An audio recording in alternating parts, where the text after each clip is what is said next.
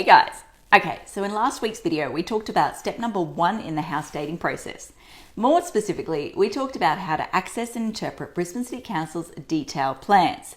Just to recap for a second, we focused on the fact that you had to find the detailed plan for your property in question. You then needed to work out whether there was a roof outline drawn on that survey plan.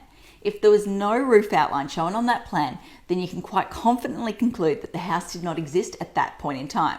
That point in time being whatever date is shown on the survey plan. So the example that we looked at was 1924. So if there'd been no roof outline, we could say the house did not exist in 1924, which obviously means it was not in existence in 1911.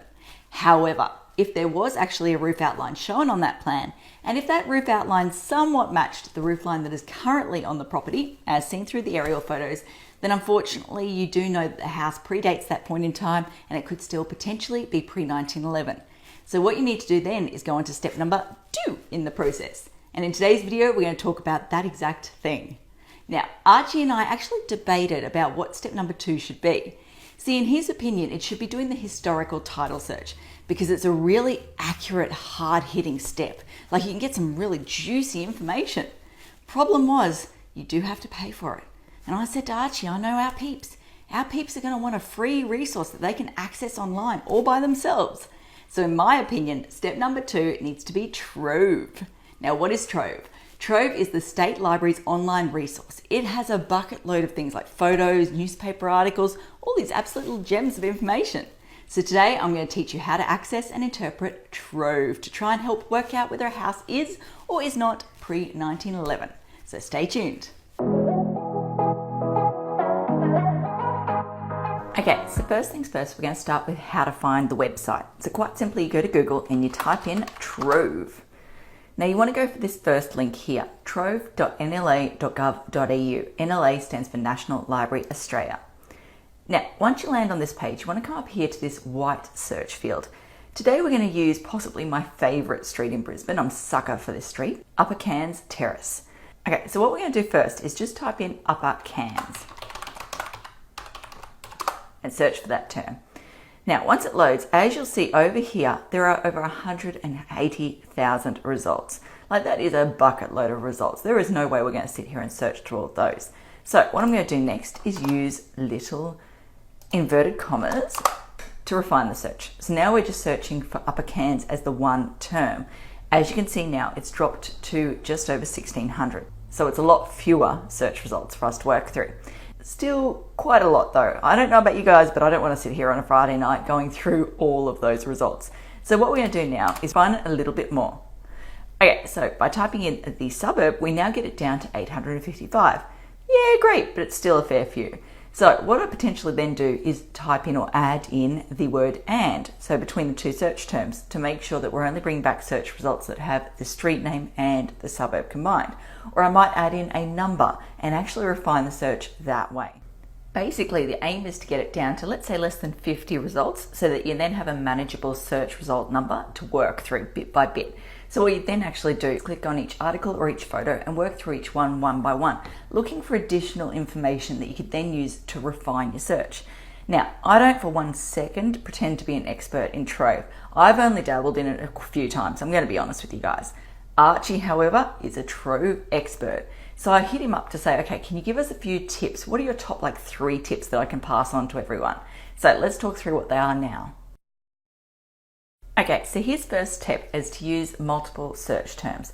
So for example, if you're up here and you type in Upper Cairns, you could go Upper Cairns Terrace as in TCE, or you could go Upper Cairns Terrace as in TRRACE. So you've got to try a few different variables. And as you go through, maybe click on one little article and see if you can find another term to latch onto. So I had him actually looking up the property that I bought recently. He was able to go in and it blew my mind. He went in and found the owner's name and then he searched the owner's name in conjunction with the street name.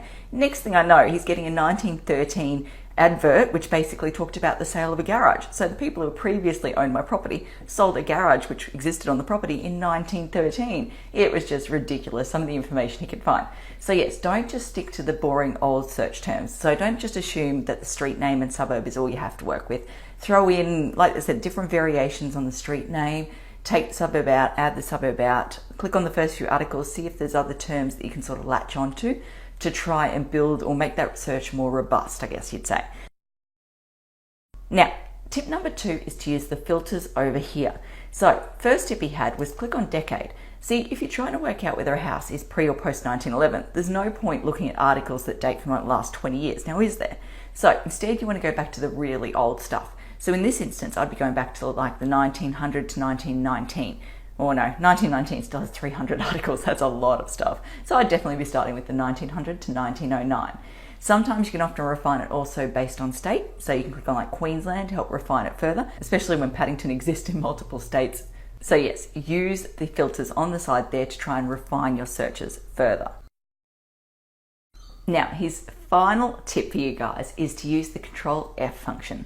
So once you actually clicked on an article, sit there and actually CTRL F, so on your keyboard, press CTRL and F at the exact same time and type in a keyword that you're searching for. So in this instance, I'd CTRL F upper or I'd CTRL F cans and actually search for the term within the article. It helps to speed up the review process because sometimes these articles, like the image that basically comes back, will be a whole page within a newspaper. You don't want to be sitting there reading that whole page now, do you? No. So what you do is CTRL F to be able to refine it and speed up your churning sort of process through all these pages and documents. Now, he did make a comment when I was with him the other day to say that sometimes the digitizing process isn't that great. So sometimes you'll find, for example, if you're searching cans, CAI might be on one line and then RNS might be on the next line. So if you're keyword searching cans, it won't actually bring up the text.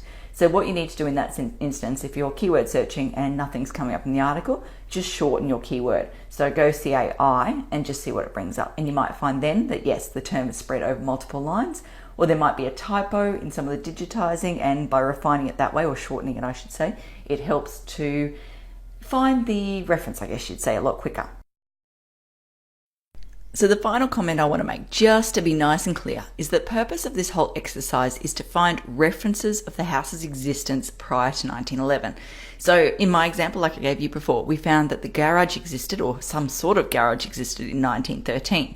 So we can say, okay, the house definitely existed in 1913. We still don't know whether it existed prior to that. We've got to do a bit more digging. But hey, if we happen to find an article that dated, let's say 1910, and talked about an owner passing away, or something being sold, or someone in that house getting an award, let's say, for example, then unfortunately I would have to concede that the house was pre-1911. So yes, the whole goal here is to search for dates and references that can help you work out when the house existed and when it did not exist. Okay, so now you know how to utilize the State Library's Trove resource to try and date a house. If your Trove research hasn't quite unearthed any amazing gems, or if the gems you have discovered have taken you back, let's say 1913 or 1914, so close, but not close enough to be able to work out whether the house is or isn't pre-1911, then unfortunately you do need to continue on this whole dating journey. You need to go on to step number 3, step number 4, you get the idea. But we will cover those off at a later date. Now, if you did miss our first video, the one where we talked about the plan details, I'd strongly encourage you to go back and watch that video. It was a good one. It's a nice, great, easy resource. I can't believe it's there and people just don't know it exists. So, until next time, thanks for watching. For all you red tape lovers out there, I have one thing to say. Well, no, actually, I've got 3. Number 1, the advice provided in these videos is general in nature. It's not site-specific. You would be a silly Billy to go and make financial decisions based on this advice without first checking with the town planner. Don't be a silly Billy. Number 2, Brisbane town planning is in no way linked to Brisbane City Council. The views expressed in these videos are my own, not council's. So if you don't like them, blame me, not council. Number 3, what was my number 3? Oh yeah, the views expressed in these videos are accurate at the time of recording. If you're watching this video back 10 years from now, the views may not be so accurate. That's all. Bye.